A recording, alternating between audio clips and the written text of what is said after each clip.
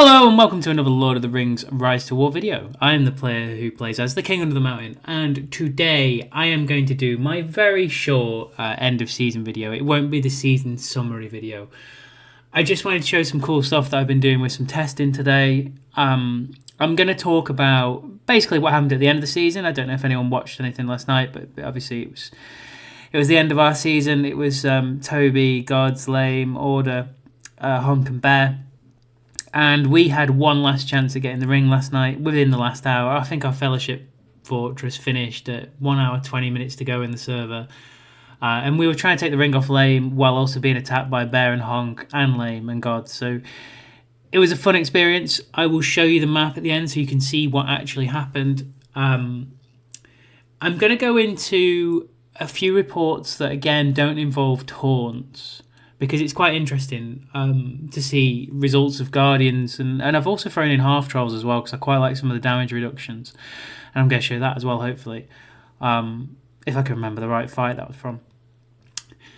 And then I'm probably just going to show the leaderboards for the end of the season, and that'll probably do it. So I'll probably start there, to be fair, before we go into any kind of sort of reports and that kind of stuff. So we ended the server in 40th in farm.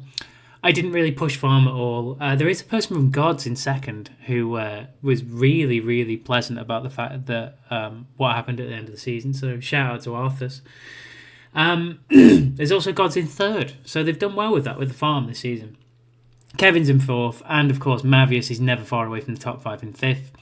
As for the merit boards, as you would expect, Raven is out in front at 8.6 million.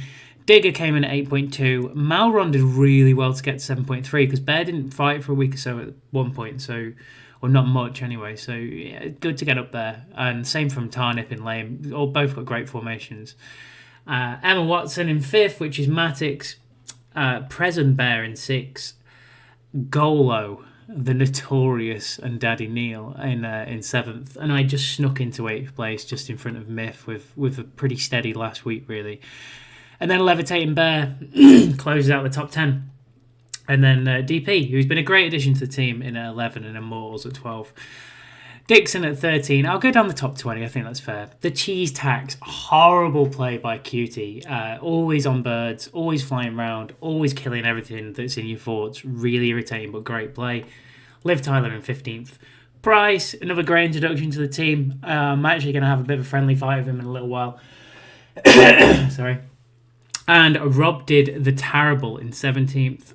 The Carb Duck in 18th.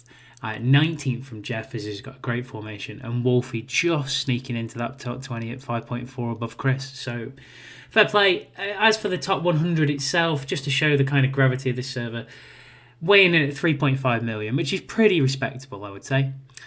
Fellowship wise, Lame finished top of Affluence, Honk 3.9, to the bitter end, Toby 3.8. Order 3.8, Bear 3.7, Gods 3.6, and then you go into the likes of Nikki, Hellfire, Eat Me, and Food, as it were, and Donuts, and DMDS. So nice to see a lot of farm consumed in this, and it did lead to a couple of pretty hectic last weeks, to be perfectly honest. So yeah, all good fun. So that was the leaderboards. We are going to show the map. Unfortunately, I don't know if the pin's gone down. It was at 99 million when we were attacking Dol Guldur last night with 32 million deaths. It was a big old pin. So it's gone down today when, obviously, as you can imagine, things have been a bit calmer. Lame did keep the ring. I think we managed to achieve about 25 points of durability damage. It was so laggy around Dol Guldur. All our siege pretty much died. So wasn't ideal. We did hold out pretty bravely though, to build the Fell Fort in the first place and then to attack. It was pretty impressive, and it's nice to see. It's a great advert for the game to see so many players on fighting for their own teams at the back end of the season. But in fairness, Lame, diplomacy wise and tactics wise, brilliant. Good fun to be around as well, and you know, it's pretty hard to say anyone was a worthy winner in this server, because I think all three teams were pretty worthy of winning at different points. But yeah, everyone else kind of got the half rewards, so it was good. But Lame kept the ring, and fair play to him. They also had 5 caps, so they get the ring badge and that nice shiny chance at Palantirs from that slightly better chest. So that was kind of the end of season. I I'm going to go into the reports. Like I say, I don't really want to go over too much today because I'd like to do a season recap at some point. So I just need to take a couple of pictures of the map and things. But I've got some reports here from the last day or so, and I've been running around without a tank a lot of the time because I've been trying to work out whether the cost of a mountain troll is actually worth it compared to a guardian. Now, there'll be certain nuances to that, like counters and things like that. You have to think, as fighting, it might just be one of those ones that I flip-flop between a cataphract, a guardian, and a mountain troll, depending on what stage of the season or fighting people are at. And I'll try and explain that. So, and use unit counters to my advantage. If potentially, or a half troll actually, which I'll show you in here. So what I'm trying to say is, if it's a really, really busy season and people can only crank out smalls, what I actually kind of found from doing this was that by using a mountain troll, I'm actually taking increased damage because of the countermeasure. So I'm almost better off having a half troll, which is a medium unit, and I'll kind of show some reports with that, or a cataphract or something like that. Whereas if people are fairly rich, they might run some cavalry, and then the mountain troll is obviously a preferred unit. The other one apart from that is probably running the guardian if people are at the point where they're really rich, like some people have been this season, and they've been running around with tier 4s. So what I did find, though, is that the Guardians were tanking well enough for me to not kind of need that. And it's because of this sort of Woes' effect, really. So I've been running 2 range units on my DDs.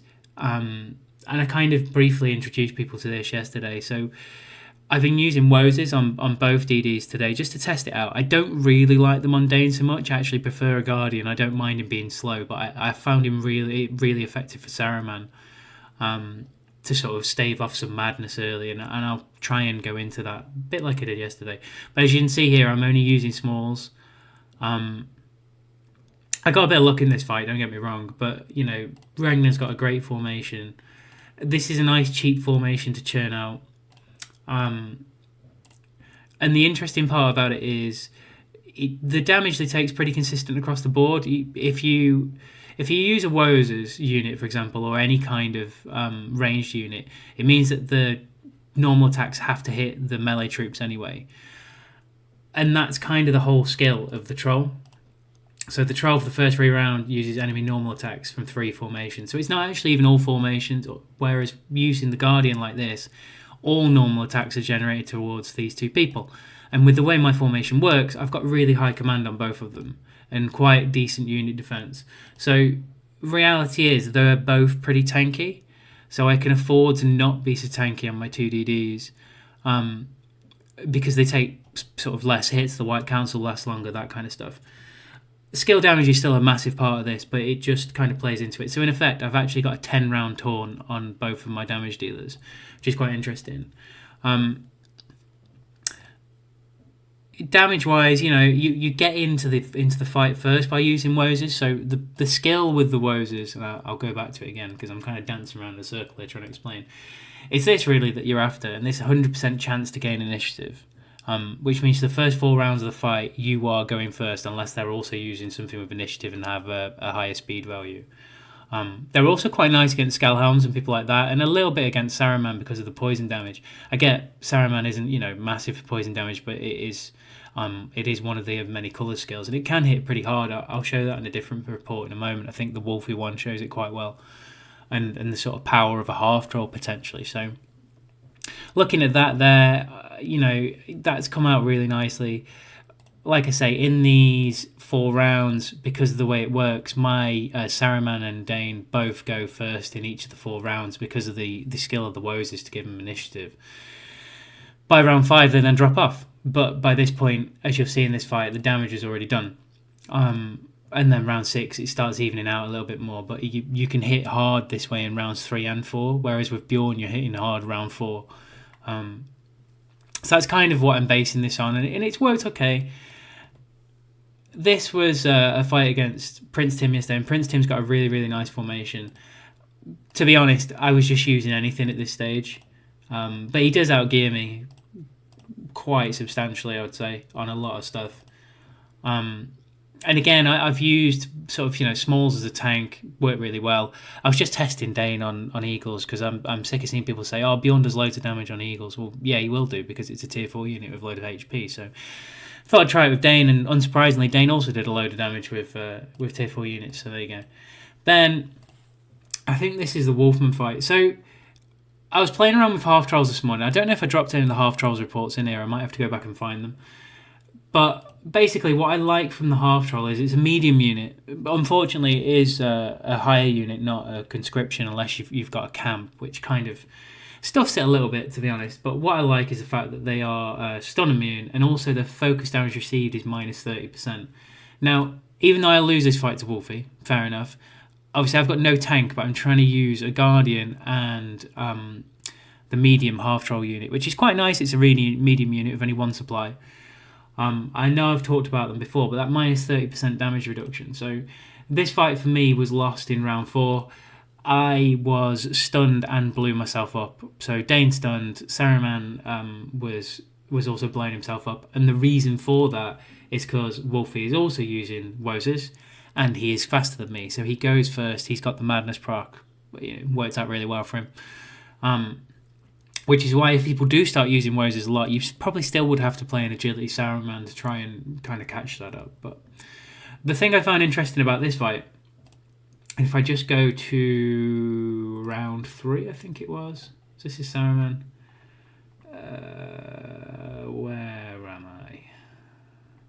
Helps if I'd remembered where I've gone. Yeah, the of many colours skill. So of many colours hits, this is actually the perfect combination of my army that it could possibly hit, to be honest. So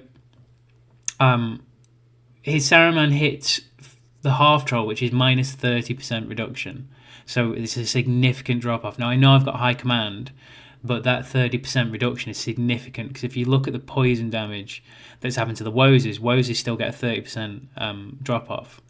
But unfortunately, I hadn't got much command on Dane, so it still pretty much doubles the damage. But where it gets interesting is that obviously Gandalf the White is running Guardian, so they do have a 15% reduction to burn damage, and yet even with high command at 647, it's still doing 5k. So that 30% off plus the extra 50 command I've got here is pretty much half in that focus damage. So they're quite nice at countering. Quite nice at countering that sort of focus damage in Saruman. And I'll just look at round 6 again because you can see the difference in the types of hit that they're taking. So this is now meaning that my evasive action set's worn off. So again, Saruman's damage has gone up. It's still hitting the half troll with focus damage, and only by 300, but it's gone up. But then you can see here he hits poison damage onto the half trolls, and it pretty much adds another 1500 damage onto it. It's almost 50% really on top. So I thought that was quite interesting. That's why I threw that in there. I enjoyed half trolls this morning. I will try and show. I think this is another fight with half trolls. Yeah, it is. So this was Morgan. Morgan was also trying out Woses, and he doesn't know if it's going to work on all 4 for him. To be perfectly honest, but again, really tanky. There isn't a great deal of focus damage here because Galadriel's not really skilled for that focus damage. But again, that's physical damage, and they're still tanking quite well.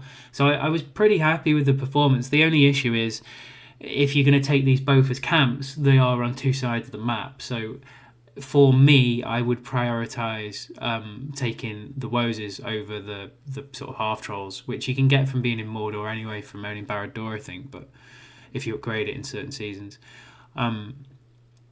But I do like them, and I like that effect. It's just I wouldn't like to fight with the way I fight. I don't think I'd ever be able to get away with having 6,000 of them a day because I think there's only 4 refills. So they may either have to be situational if there's a lot of sort of evil flying around, or potentially I don't know, start there and then you neglect the Woses. But I am enjoying the Woses more, and as you can see here, Dane with 216k damage, which isn't a bad effort really.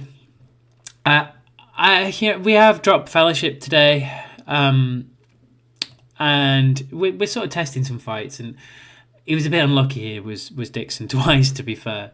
So again, I wasn't full here, so I wasn't full with half trolls. And this report looks a lot better than what it actually is, because unfortunately he was actually using his B team gear. Now it's nice to get a win, but B team gear from him.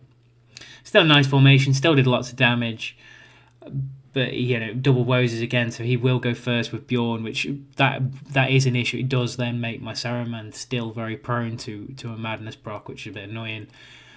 We then had another go, and unfortunately for Dixon, he actually blew himself up in round 4. Dane got a couple of stuns in this fight as well, but again, I'm not using... I'd run out of half trolls at this point because they're only in the hall. But, as a cheap formation, comparing it to the Mountain Troll, I haven't really seen a great deal of difference. So I might try Cataphract before the end of the day as well, particularly with people using a lot of small units, and see how that gets on. But as you can see, he did blow himself up in round 4, to be fair, which is a little bit unfortunate. Did make me happy though. I think I got a couple more fights. There's people still taking tiles. I mean, unreal. Where else was there? So that was the Morgan fight. We fought Mr. J this morning, and again, half trolls again doing well here. So even against this was nice because I could see even against physical damage they were doing pretty well. They tank really well. Sauron has got a lot of defense. They're giving him 150 defense and 700 command. He's going to tank pretty well with whatever unit you give him. But it's nice with him classing as an evil men unit as well. He gets the bloodline. So that was good. We also fought Tar Lasperans, and again, I was pretty impressed with this. Tar's no slouch, so. This is with a Saruman as well, and Saruman with a counter on a lot of my troops.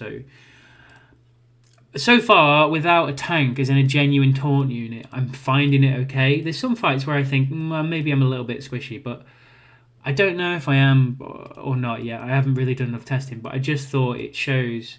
It was quite interesting to see last night that I felt like it was going very well. Cleaning stuff out, and this is where I was running out of troops at this stage while trying to fight around Dog Order. Again, another interesting fight here. I am using the last of my trolls there, but Woses, they even survive quite well because the HP pool's quite nice. We did lose to Immortals, and that was kind of a mirror fight. I tend to lose to Immortals. He's got a lot of respect levels on me and better gear, so I still wasn't exactly unhappy with that. Like I say, I think we showed the Ragnar one, and then we also fought Slade, where I haven't liked Swans at all. This is where I was thinking, well, I could use Trolls, but I don't really like Swans. So I was okay with this.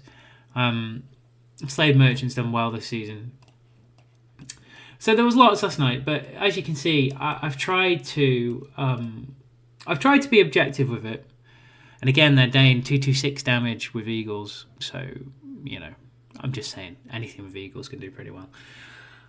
Just saying, Dane's better than Bjorn. So that was kind of my conclusion so far. I haven't missed playing with a taunt unit. I will experiment more with that. It's kind of a shame that it's the last day of the season. But I'll try my best to do that. And I think this blue line coming to my base is actually Price. So I'm looking forward to a fight with Price and probably getting my ass kicked pretty soon. So that was pretty much it, really, and summed up the season. To sort of sum up the season, it was slow, a very slow burner until the last 2 weeks where it kind of got really intense. And it was nice that it got so intense because I think it needed it, really.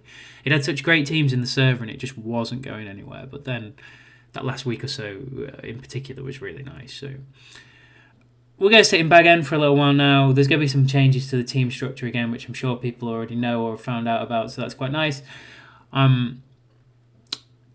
And from there, as always, if you ever think about joining over, come along. But if in doubt, always follow your nose.